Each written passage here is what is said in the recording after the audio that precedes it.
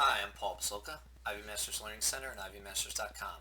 Today we're going to look at Test 1, Section 4, number 38. Before we do, we have some background information to read, and I'm also going to review number 37 because 38 builds on 37. It starts, Jessica opened a bank account that earns 2% interest compounded annually. Her initial deposit was $100, and she uses the expression 100 times x to the t to find the value for the account after t years. Number 37, what's the value of x in the expression? And what we noted last time is that the value of x is 1.02. How did we get that? Well, if you increase something by 2%, you multiply by 1.02. It's a little bit of a shortcut. And the t, as it says, represents the years. So keep that in mind when we read number 38. Jessica's friend Tyshawn found that an account that earns 2.5% interest compounded annually. Tyshawn made an initial deposit of $100 into this account.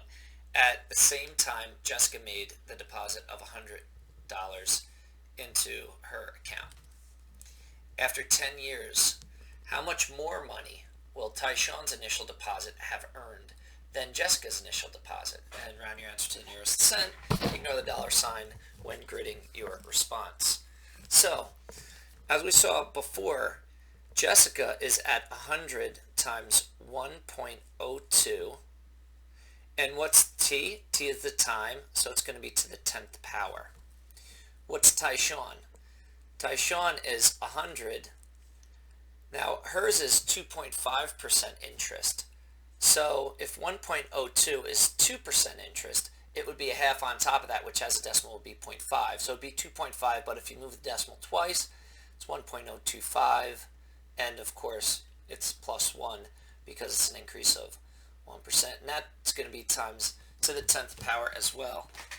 All you have to do is plug this into your handy dandy calculator, and for 100 times 1.02 to the 10th, we wind up with 121.899, and then it keeps going.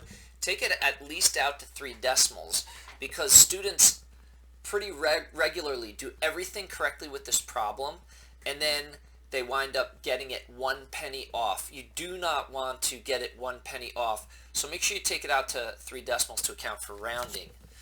If we figure out what Tyshawn has, we have 100 times 1.025, and that's going to be to the 10th power as well. And there we get 128.008. So if we subtract these, minus 121.899. You could just plug it into your calculator. The easiest thing to do is, if you already have 128.0084544 in your calculator, just hit the minus. It's going to take that answer and it's going to subtract.